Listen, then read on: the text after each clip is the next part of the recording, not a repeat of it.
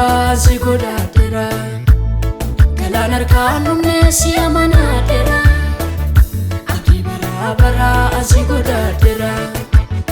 galan harkaan dhumne si amanadera alota raakisa sinan qaqqabure waa'ee koof kallole si malee mure alota raakisa sinan qaqqabure Yesus kana lole si malee mure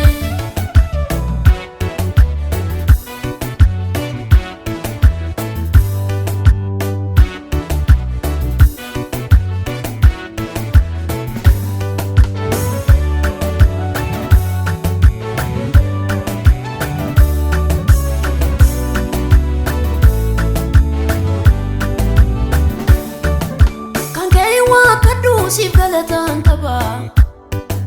olma kedu bachu mali fanda daba situna jallate dhufe na barbade charran kunna ga ajade yomayade abdi barazi godadera galan harkaan dhumne si amanadera abdi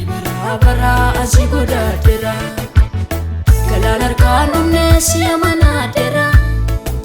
alota raakisa sinan qaqqabure waa'ee koof kallole si malee mure alota raakisa sinan qaqqabure Yesus kana lole si malee mure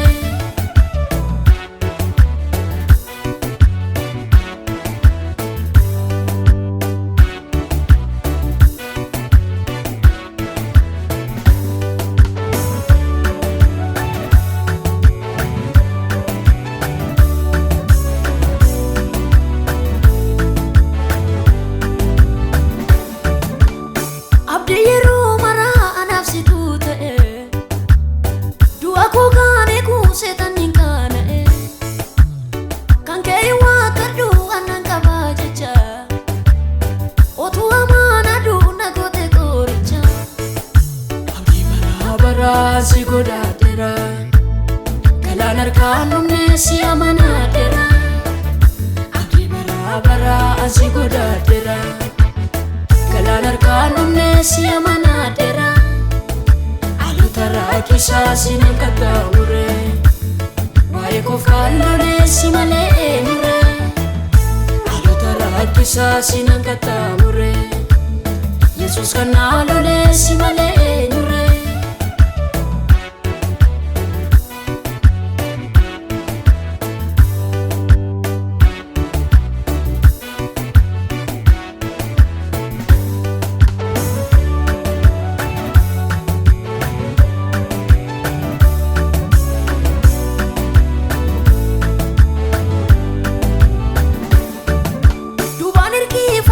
dura kongachana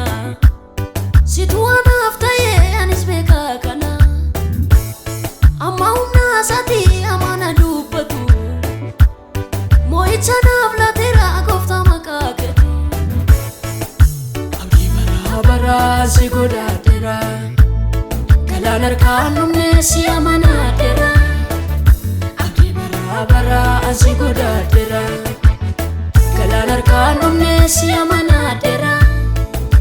alota raakisa sinan qaqqabure waa'ee koof kallole si malee mure alota raakisa sinan qaqqabure Yesus kana lole si malee mure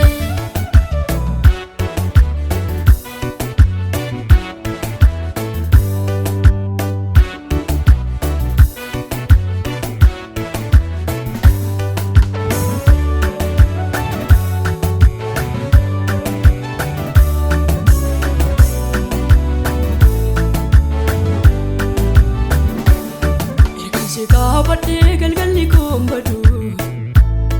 Ofif abdina usida kana yadu Irgansi kabade galgalli kombadu Ofif abdina usida kana yadu Alako wajini si wal bukke kabe malifana dada Amanama jalatama jalalle gara ko si kofana dada Amanama jalatama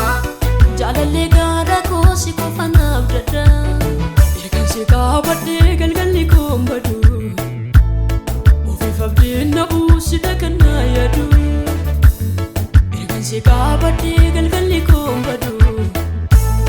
Ufafabdeen nabu sida kana yaadu Haala koo wajjini si wal bukkee qabe maaliif anaan gadaa Amanama, jaallatama Jaalallee